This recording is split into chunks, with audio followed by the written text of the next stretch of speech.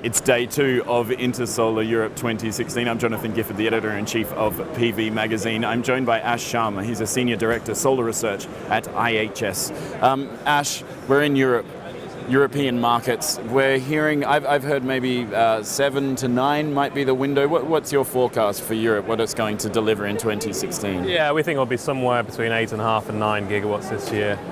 It's been, in the last couple of years, it's been a little depressing in Europe, but it's starting to see some pockets of growth now, starting to recover a little bit, and we'll start a return to growth in the next few years. So we've got some good markets there, like the Netherlands, France, and so on, that are performing well. The UK obviously has done well in the first quarter of this year, and it'll still be reasonable for the rest of the year.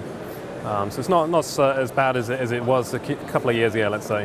Okay, and of course the secondary market, it is a mature PV market. I know Solar Power Europe is celebrating the 100 gigawatt milestone later this year. What about secondary markets? Is there potential there for component suppliers and also service providers to get serious revenue streams from PV plants that are already in the ground? Yeah, I'm not sure about serious, but there'll be a significant market there. We know there's a long list of suppliers that have gone bankrupt. They're out of the business, and those warranties are no longer there. So somebody will need to go and replace modules, replace inverters.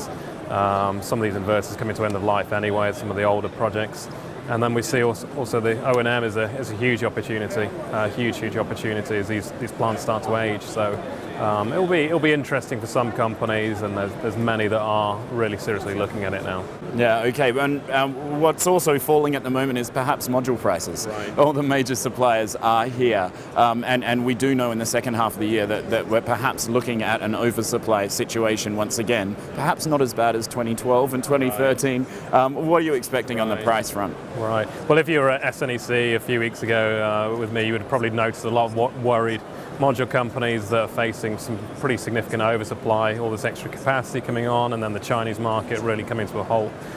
So we're seeing 10% price reductions over the next quarter, I would say. We're seeing very sharp reductions in places like the US. Prices are falling very quickly.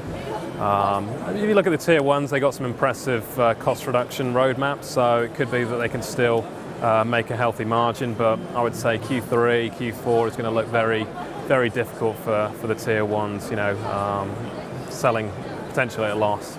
Okay, and does that mean we might see some people stepping out of the market or some bankruptcies or something like that? Well, yeah, it's the age-old question in this industry. Not many companies, Chinese companies, have really exited the market. They tend to get recycled and picked up again, refinanced. So I would say it's inevitable. It'll have to happen at some point. We're seeing consolidation in other parts of the industry, the O&M side, the EPC side, and also inverters.